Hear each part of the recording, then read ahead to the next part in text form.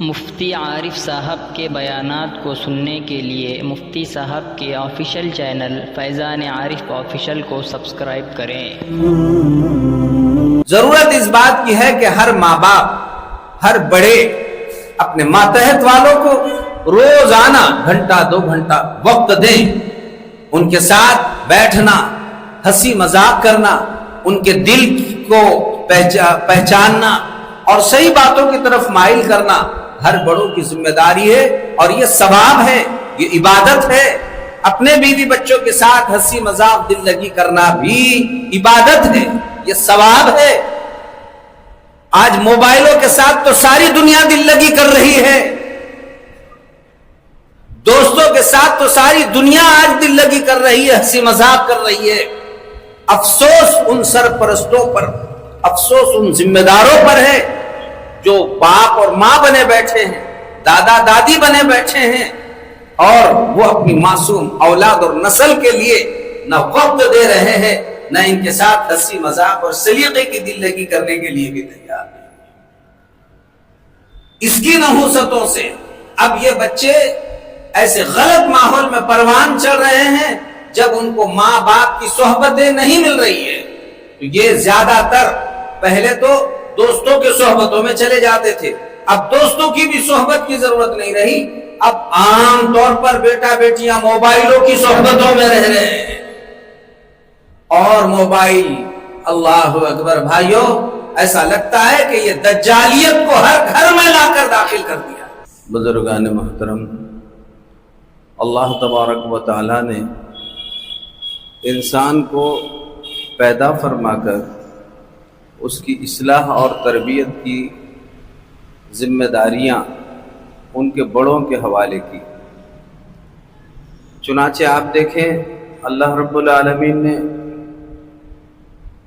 ہر امت میں نبی اور پیغمبر کو بھیجا، اور نبی اور پیغمبر کی ذمہ داری رہی کہ وہ اپنی اپنی امت کی اصلاح اور تربیت کریں۔ نبیوں کے بعد یہ ذمہ داری گھر کے بڑوں پر آتی کہ وہ اصلاح، تعلیم اور تربیت کا خصوصی طور پر انتظام کریں۔ اصلاح، تعلیم اور تربیت پر 2 چیزوں کا بڑا اثر پڑتا ہے۔ نمبر 1، ماحول۔ جب ماحول ملتا ہے تو بہترین اصلاح بھی ہوتی ہے، تربیت بھی ہوتی ہے۔ نمبر 2، تعلیم۔ جہالت کے ساتھ نہ اصلاح ہو سکتی ہے، نہ تربیت ہو سکتی ہے، اس لیے صحیح تعلیم کی ضرورت ہے۔ تو یہ 2 باتیں بہت بنیادی ہیں، اچھا ماحول اور صحیح تعلیم اور تربیت۔ اچھے ماحول میں اگر ہم نشو نما پائیں گے، بڑھیں گے، تو اچھا ماحول زندگی میں آتا رہے گا، اور اچھا ماحول زندگی میں لانے کے لیے تعلیم اور تربیت کی ضرورت پڑتی ہے۔ اللہ کے پیارے پیغمبر حضرت محمد الرسول اللہ صلی اللہ تعالی علیہ وسلم کی زندگی پر اگر غور کیا جائے تو بطور خاص یہ 2 باتیں آپ کو ملے گی۔ سب سے پہلی بات دیکھیے، صحابہ رضوان اللہ تعالی علیہم اجمعین کو مکۃ المکرمہ کے ماحول سے سب کو نکالا گیا، حتیٰ کہ ہجرت کو فرض قرار دیا گیا۔ اب مکہ کی سرزمین کو سب کو چھوڑنے کے لیے کہا گیا، چونکہ پیغمبر حضرت محمد صلی اللہ تعالی علیہ وسلم اب ایک پورے دنیا میں اسلام کی چھاپ بٹھانا چاہتے تھے، اور ایک اچھا ماحول دینا چاہتے تھے، اور یہ مکہ کے سرزمین پر اس وقت کے حالات کے اعتبار سے بظاہر مشکل کام تھا۔ تو اللہ تبارک و تعالیٰ نے ایسی جگہ کا انتخاب فرمایا کہ جہاں پر بہترین ماحول بھی ملے اور بہترین تعلیم اور تربیت بھی ہو سکے۔ چنانچہ اللہ تعالیٰ نے پہلے تو پیغمبر حضرت محمد صلی اللہ تعالی علیہ وسلم کو ہجرت کا حکم فرما دیا، آپ نے ہجرت فرما دی، آپ کے بعد پھر تمام لوگوں کو حکم تھا کہ اب مکہ المکرمہ چھوڑے اور صحبت میں رہیں، پیغمبر صلی اللہ تعالی علیہ وسلم سے براہ راست دین کو سیکھے، ان کی صحبت میں رہیں، ان کے صحبت میں رہ کر اپنی اصلاح کی فکر اور کوشش کریں، وہاں کا ماحول لے لیں۔ اب ظاہر ہے کہ پیغمبر جب مکہ المکرمہ سے نکل گئے تو اب وہاں پر وہ ماحول بھی نہیں مل سکتا تھا، وہ تربیت بھی نہیں ہو سکتی تھی، اس لیے ہجرت کرائی گئی پیغمبر حضرت محمد صلی اللہ تعالی علیہ وسلم کی مکہ المکرمہ سے مدینہ المنورہ کی طرف، اور پھر سب کو مسلمانوں کو حکم دیا گیا کہ سب اپنے گاؤں کو، وطن کو، حتیٰ کہ مکہ کی سرزمین کو چھوڑ دیں اور اب وہ صحبت میں جائیں۔ وہاں ایک ماحول ملے گا، وہاں اچھے اثرات ملیں گے، وہاں تعلیم ملے گی، وہاں تربیت ہوگی، وہاں صحبت ملے گی، تمہارا سارا ماحول درست بن جائے گا۔ تو سارے صحابہ رضوان اللہ تعالی علیہ مجمعین کو ہجرت کا حکم دیا گیا اور مکہ المکرمہ سے مدینہ المنورہ کی طرف جانے کا حکم اسی حکمت کے پیش نظر تھا کہ یہاں پر بہترین ماحول بھی ہے، تعلیم اور تربیت بھی ہے۔ اب ایسے ماحول میں اللہ کے رسول صلی اللہ علیہ وسلم نے اپنے صحابہ کو خوب ترغیب دی اور ترغیب دیتے رہے۔ پہلے تو اپنے صحبت میں رکھے، آپ نے ایسا ماحول دیا کہ وہاں پر کوئی گناہ کے کام ہی نہ ہو۔ چنانچہ آپ دیکھیں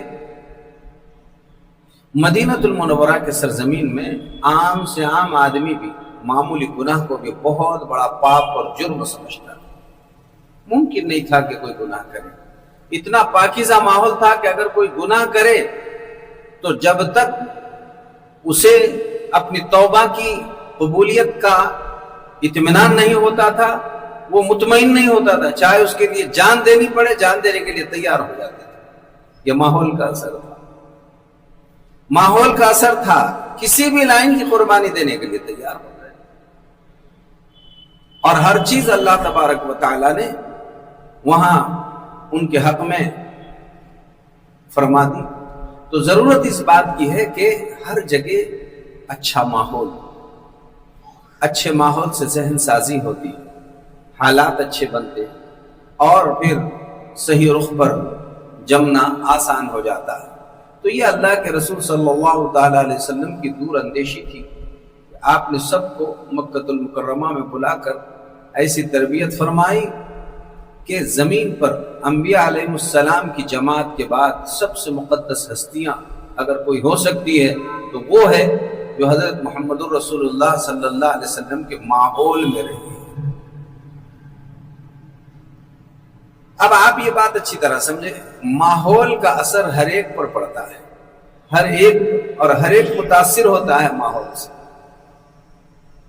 آپ نے پانی کو دیکھا کہ پانی کی صفت اعتدال کی ہے، لیکن جب سردی کا موسم آتا ہے تو سردی کے ماحول سے پانی ٹھنڈا ہوتا ہے، گرمی کا موسم آتا ہے تو گرمی کے ماحول سے پانی گرم بن جاتا ہے، پیاس بجھائے سے بجھتی نہیں ہے۔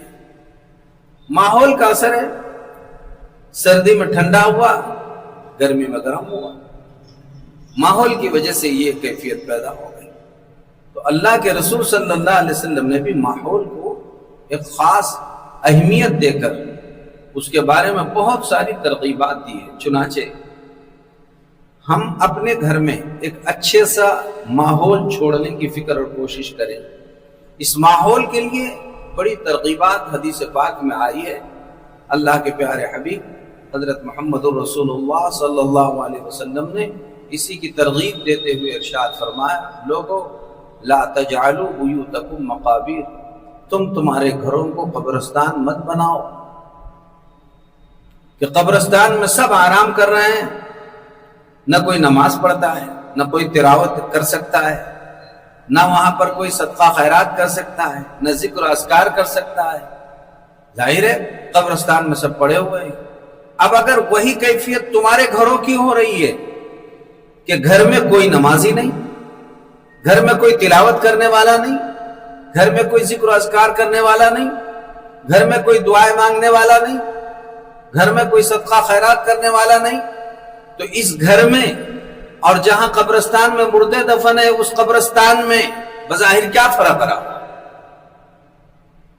کچھ بھی فرق نہیں رہا. انہوں نے اپنے گھر کو قبرستان بنایا.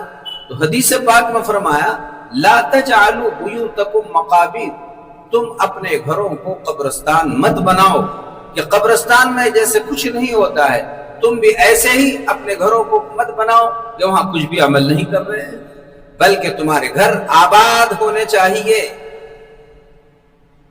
نمازوں کے اہتمام سے، قرآن مجید کی تلاوت سے، ذکر و اذکار سے، تسبیح کے اہتمام سے، دعاؤں کے اہتمام سے، صدقہ خیرات سے.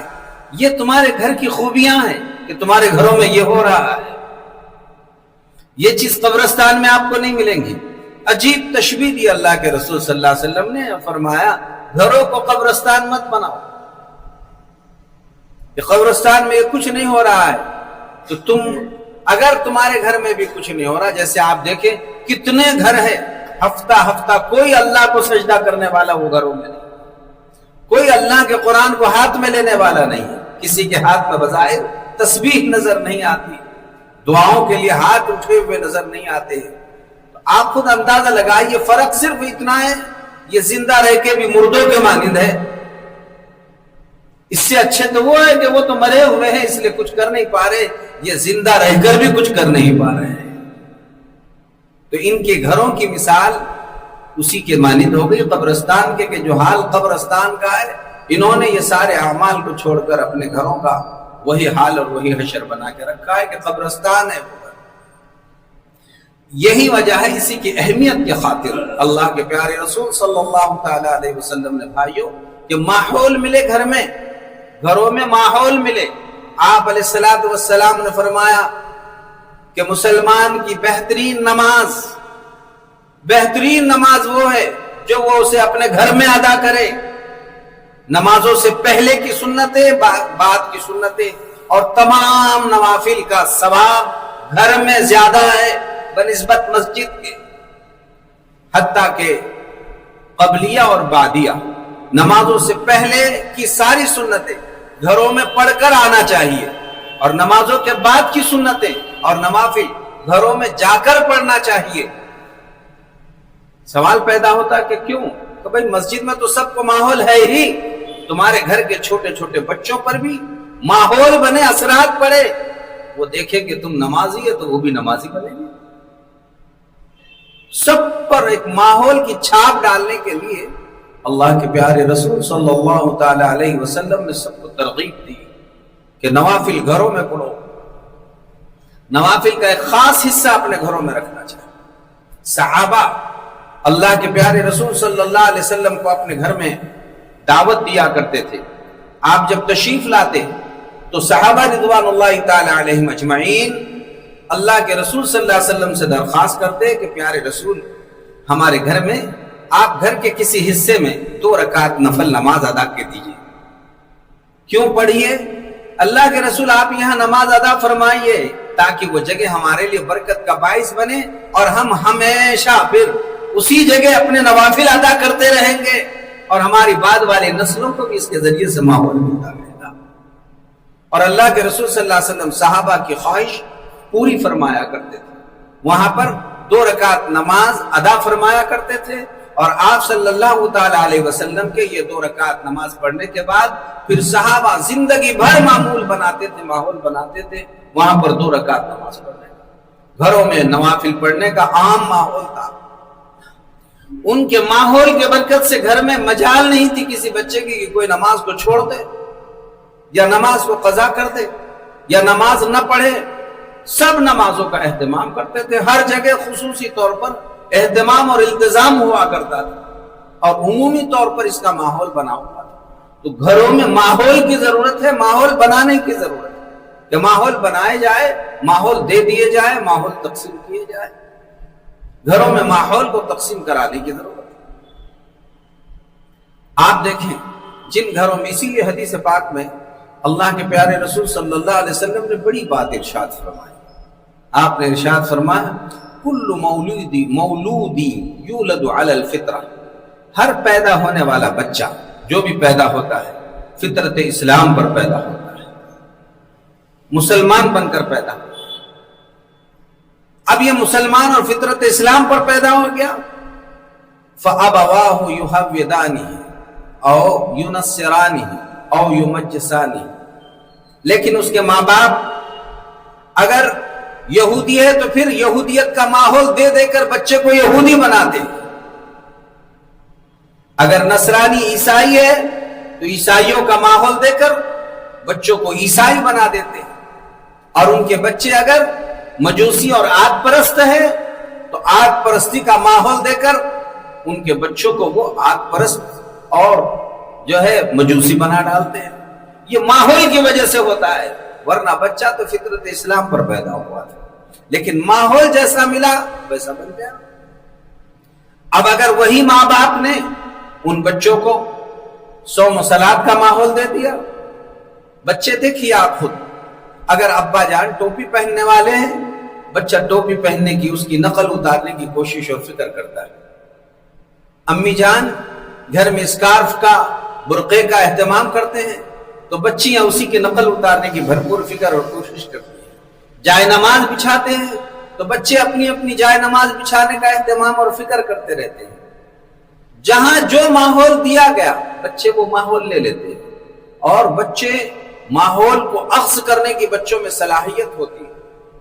اگر آپ دیکھیے گھر والوں کا ماحول قرآن کریم کی تلاوت کا رہا تو بچے قرآن کریم ہی کی نقل اتارتے رہیں گے. تسبیح پڑھنے کا اہتمام رہا، چاہے انہیں کچھ بولنا نہ آئے لیکن تسبیح کے دانے پھیرتے رہیں گے. بچوں کی جو ماحول گھر میں دیا گیا وہی. اور اگر گھر والے گانے گاتے رہے بچے گانے گنگناتے رہیں گے. گالیاں دینے والے رہے گالیاں بکواس کرتے رہیں گے. اور اگر جیسا گندا ماحول معاشرہ ملا بس وہی کیفیات بچوں میں بھی منتقل ہوتی رہے گی. تو بات یہ عرض کی جا رہی تھی کہ بھائیو، ماحول جیسا ہوتا ہے اس کے اثرات سارے گھر پر بھی پڑتے ہیں، حالات پر بھی پڑتے ہیں، اڑوس پڑوس کے. یہی وجہ ہے کہ شریعت نے اتنا اچھا حکم دیا ہے، آپ حیرت کریں گے. یہ فرمایا گیا للجار حق، پڑوسی کا بھی حق ہے کہ پڑوسی کے یہاں تمہارے یہاں سے خوبیاں تقسیم ہونی چاہیے. اب پڑوس کا اگر مکان فروخت ہو رہا ہے تو پڑوس کو اس وقت تک اپنا مکان فروخت کرنے کی اجازت نہیں ہے جب تک کہ اپنے اڑوس پڑوس والوں کو وہ پوچھ نہ لے. اگر یہ بھی اتنی قیمت دینے کے لیے تیار ہے تو اس پر واجب ہے کہ اسی کو بیچے جو اس کے پڑوس میں ہے. یہ اس کا حق نہیں مار سکتا. کیوں؟ اس لیے کہ جس علاقے میں جس جگہ یہ رہتے ہیں وہاں ایک پہلے سے ماحول بنا ہوا ہے، کہیں اجنبی آ کر یہاں نیا ماحول نہ ڈال دے. اس سے بچانے کے لیے اسے کہتے ہیں حق شفا. حق شفا کو واجب قرار دیا گیا ہے کہ آپ اگر کسی کا کوئی معاملہ ہے آپ اسے پہلے اپنے اڑوس پڑوس سے تحقیق کر لیں. وہ اگر ٹھیک ہے کہے تو ٹھیک ہے، اور اگر انہوں نے کہا کہ بھئی ہمیں ضرورت نہیں ہے تو جو چاہے لے لے، لیکن اڑوس پڑوس کا پہلے حق ہے ان سے تحقیق کر لی جائے. یہ اسی لیے بتایا گیا ہے تاکہ اس محلے کا علاقے کا ماحول متاثر نہ ہو جائے. اتنی اہمیت دی گئی ہے اسلام میں ماحول کو بنانے کی. اگر آپ نے یہ تمہید سمجھی ہے تو بھائیو اسی سے آپ اگلے یہ جو نتائج نکل رہے اس کو سمجھیے. اس وقت سب سے زیادہ ضرورت ہے، آج کل ہمارے گھروں میں بھی بڑا عجیب و غریب معاملہ ہو رہا ہے. دن بدن حالات بد سے بدتر ہوتے چلے جا رہے ہیں. اب ہو رہا یہ کہ گھر کے دونوں پارٹ اگر صحیح اپنا پارٹ ادا کریں تو واقعی معاملہ بہت صحیح ہوتا ہے. کہیں بیوی دیندار ہوتی ہے شوہر بے دین ہوتا ہے، کہیں شوہر دیندار ہوتا ہے بیوی بے دین ہوتی ہے. لیکن دونوں بھی اگر ایک ماحول ایک دوسرے کو دینے کی فکر اور کوشش کرتے رہے تو یہ اچھا ماحول دونوں پر اثر انداز ہوتا ہے، اور دونوں کی برکت سے ان کے بیچ میں پلنے والی اولاد اور نسلیں بھی ماشاءاللہ وہ اچھے اثرات سے خوب متاثر ہوتی رہتی ہے. اب آج کل آپ ہم سب دیکھ رہے ہیں، ماں تو بہرحال 24 گھنٹے گھر میں رہتی ہے، لیکن باپ اپنی اولاد کو جیسا وقت دینا چاہیے دے نہیں پا رہے ہیں. اسکول کا زمانہ ہے، تقریباً صبح سے لے کر تو دن کا ایک بڑا حصہ بچے اسکول میں کالج میں گزارتے ہیں. اب اس وقت ماں باپ بھی اپنے ڈیوٹی میں چلے جاتے ہیں، کاروبار کے لیے چلے جاتے ہیں، تو بچوں کی ان کی بظاہر ملاقات نہیں ہوتی ہے۔ شام میں تقریباً وہ بچے اگر 4 بجے 5 بجے آ بھی جائے ٹیوشن وغیرہ کے بہانے، اور 2-3 گھنٹے وہ بچوں کے ادھر چلے جاتے ہیں، تو باپ کے صحبت میں رہنے کا بھی بچوں کو موقع نہیں ملتا ہے۔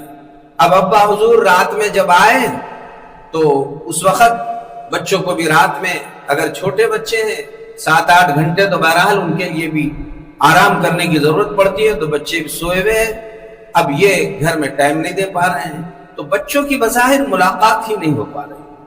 بچوں پر پھر جب باپ کا کوئی اثر ہی نہیں پڑ رہا ہے، ماں یک طرفہ اپنا اثر ڈال نہیں پا رہی ہے، اور باپ خاطر خواہ وقت نہیں دے دے کر اپنے بچوں کو گویا تقریباً ضائع کر رہا ہے۔ ہر ماں اور باپ کی ذمہ داری ہے کہ اپنی اولاد کو لے کر بیٹھیں، ان کے ساتھ وقت دیں۔ حدیث پاک میں اللہ کے پیارے رسول صلی اللہ علیہ وسلم نے فرمایا، کلکم راعٍ، تم میں سے ہر شخص چرواہا ہے۔ جیسے بکریوں کا چرانے والا بکریوں کو چراتا ہے، تو اللہ کے رسول نے چرواہے سے تشبیہ دی ہر ماں باپ کو، ہر بڑے کو، ہر ذمہ دار کو، کہ تم میں سے ہر شخص چرواہا جیسے بکریوں کے چرانے والے ہوتے، اور ہر چرواہے سے اس کے ساتھ اس کو جن کو چرانے کی ذمہ داری دی گئی تھی، ان کو صحیح چرایا یا نہیں چرایا، ہر چرواہے سے اس کے بارے میں سوال ہونے والا ہے۔ جیسے بکریوں کے چرانے والے سے بکریوں کے بارے میں سوال ہوگا کہ پیٹ بھر چارہ کھلا کر لایا یا نہیں لایا، ایسا ہی ہر ماں اور باپ سے اپنی اولاد کے بارے میں سوال ہوگا کہ یہ تمہارے ماتحت چل رہے تھے، تم نے ان کو صحیح رخ پر چلایا یا نہیں چلایا۔ ہر ماں اور باپ سے بھائیوں اس کے بارے میں سوال ہونے والا۔ تنہا وہ چاہے کتنا ہی تہجد گزار رہے، کتنا ہی عبادت گزار رہے، کتنا ہی داعی رہے، لیکن اگر اپنے ماتحتوں پر اس نے محنت نہیں کی ہے تو قیامت کے دن اس کی وجہ سے اس کی گرفتاری ہو سکتی ہے۔ اللہ کے دربار میں ایسی ماں کی، باپ کی، دادا دادی کی، نانا نانی کی، جن کے ماتحت جو لوگ چلتے ہیں، ان کے بارے میں بھائیوں اللہ کے دربار میں سوال ہونے والا ہے۔ سوال ہونے والا ہے کہ ان کا صحیح تم نے حق ادا کیا یا نہیں کیا۔ ضرورت اس بات کی ہے کہ ہر ماں باپ، ہر بڑے اپنے ماتحت والوں کو روزانہ 1-2 گھنٹہ وقت دیں، ان کے ساتھ بیٹھنا، ہنسی مذاق کرنا، ان کے دل کو پہچاننا اور صحیح باتوں کی طرف مائل کرنا ہر بڑوں کی ذمہ داری ہے، اور یہ ثواب ہے، یہ عبادت ہے۔ اپنے بیوی بچوں کے ساتھ ہنسی مذاق دل لگی کرنا بھی عبادت ہے، یہ ثواب ہے۔ آج موبائلوں کے ساتھ تو ساری دنیا دل لگی کر رہی ہے، دوستوں کے ساتھ تو ساری دنیا آج دل لگی کر رہی ہے، ہنسی مذاق کر رہی ہے۔ افسوس ان سرپرستوں پر، افسوس ان ذمہ داروں پر ہے جو باپ اور ماں بنے بیٹھے ہیں، دادا دادی بنے بیٹھے ہیں، اور وہ اپنی معصوم اولاد اور نسل کے لیے نہ وقت دے رہے ہیں، نہ ان کے ساتھ ہنسی مذاق اور سلیقے کی دل لگی کرنے کے لیے بھی تیار نہیں۔ اس کی نحوستوں سے اب یہ بچے ایسے غلط ماحول میں پروان چل رہے ہیں جب ان کو ماں باپ کی صحبتیں نہیں مل رہی ہے، تو یہ زیادہ تر پہلے تو دوستوں کی صحبتوں میں چلے جاتے تھے، اب دوستوں کی بھی صحبت کی ضرورت نہیں رہی، اب عام طور پر بیٹا بیٹیاں موبائلوں کی صحبتوں میں رہ رہے ہیں، اور موبائل، اللہ اکبر بھائیوں، ایسا لگتا ہے کہ یہ دجالیت کو ہر گھر میں لا کر داخل کر دیا۔ اور یاد رکھو مسلمانوں، موبائل کا فتنہ دجال کے فتنے سے کچھ کم نظر نہیں آ رہا۔ جس طرح دجال کہیں گمراہ کر رہا ہے، کرنے والا ہے، اور تباہ برباد کرنے والا ہے، حتیٰ کہ مرتد اور کافر بنانے والا ہے، آج وہ سارے کام موبائل کر رہا ہے۔ آئے دن سب کے سامنے اس کی مثالیں موجود ہیں۔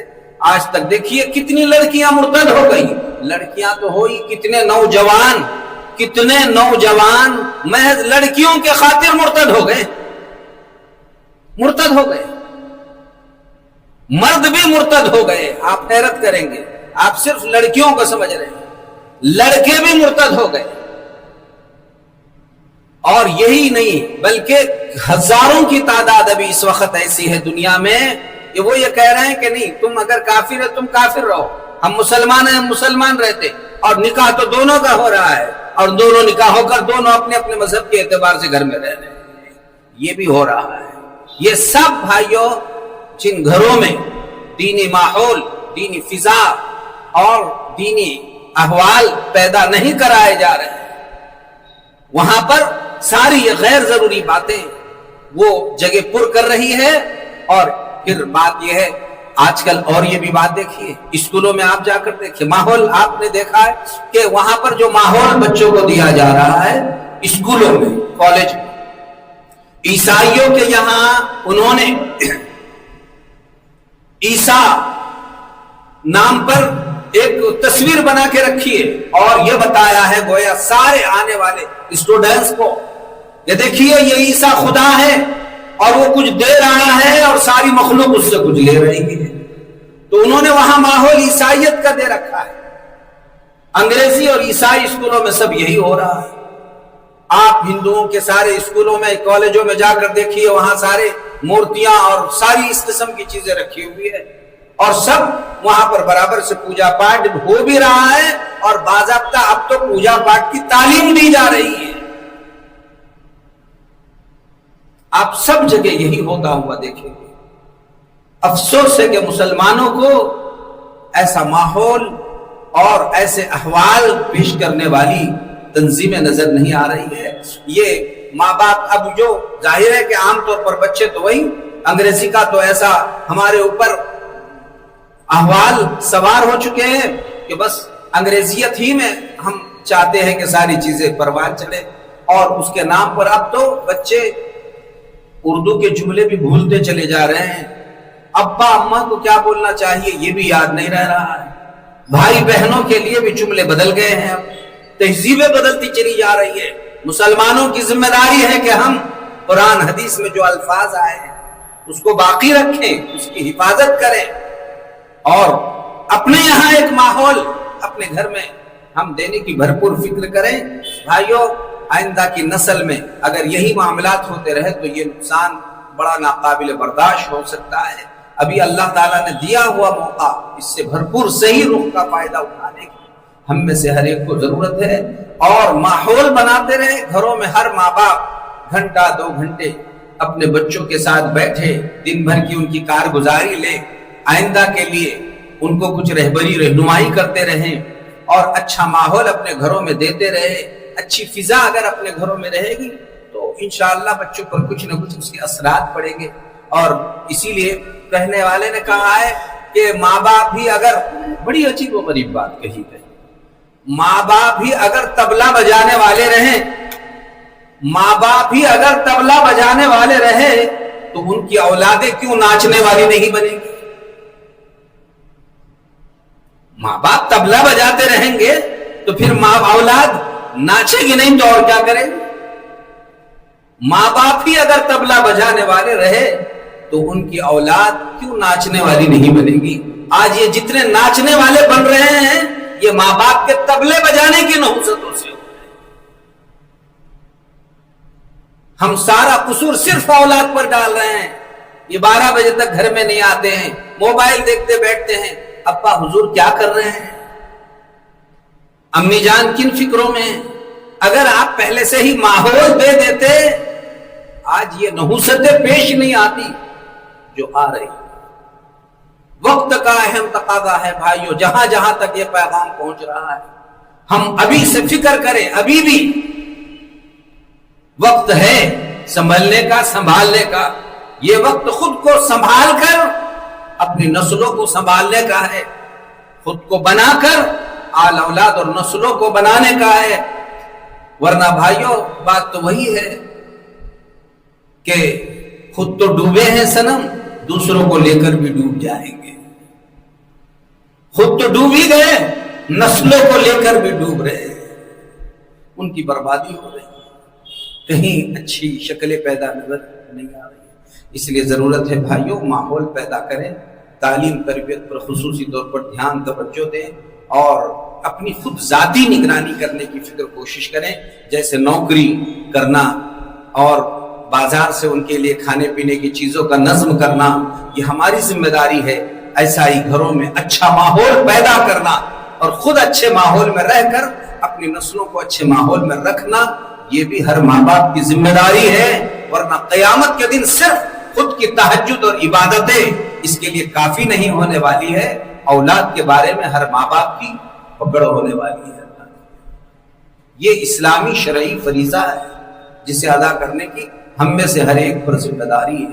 اللہ تعالیٰ اپنے فضل سے حق کہنے کی، حق سننے کی، حق والوں کے ساتھ رہنے کی ہم سب کو توفیق عطا فرمائیں، نفس اور شیطان کی شرارتوں سے اور غیر ضروری غلط ماحول سے ہماری پورے امت مسلمہ کی اللہ بے انتہا حفاظت فرمائے۔ ابھی چونکہ حالات بد سے بدتر اس وقت آپ دیکھ رہے ہیں، سب جگہ ہو ہی رہے ہیں، تو اوقاف سے متعلق ایک ناجائز بل اور بلکہ اسے پاس کیا گیا، اس سے متعلق مختلف مہم پورے ملک میں چل رہی ہے۔ تو چین سسٹم ایک بہت پورے ملک کے لیول پر یہ ترتیب بنائی گئی تھی، وہ ہو گئی۔ مجلس علماء پیڑ کے ماتحت ایسے بہت سارے کام اوقاف کے بارے میں کیے جا رہے ہیں، اور اب یہ بات طے کی گئی ہے کہ پورے ضلع لیول پر ایک بڑا اجلاس منعقد کیا جائے گا اپنے شہر میں۔ مسلم پرسنل لا بورڈ کے پورے اہم اراکین بطور خاص حضرت مولانا خالد سیف اللہ رحمانی دامت برکاتہم، وہ خود پورے عملے کے ساتھ اپنے بھیڑ میں تشریف لانے والے ہیں۔ آنے والی 29 تاریخ کو 29 جون بروز اتوار دن میں صبح 1 بجے سے عصر تک انشاءاللہ وہ پروگرام، یہ اجتماع میدان بائی پاس ندی میں انشاءاللہ ہونے جا رہا ہے۔ آپ خوب اس کی دعوت چلائیں پورے ضلع بھر میں، اور خود بھی تیار رہیں، وہاں جو تقاضے پیش کیے جائیں گے ہم سب مل کر اس کو پورا کرنے کی فکر بھی کرتے رہیں گے انشاءاللہ۔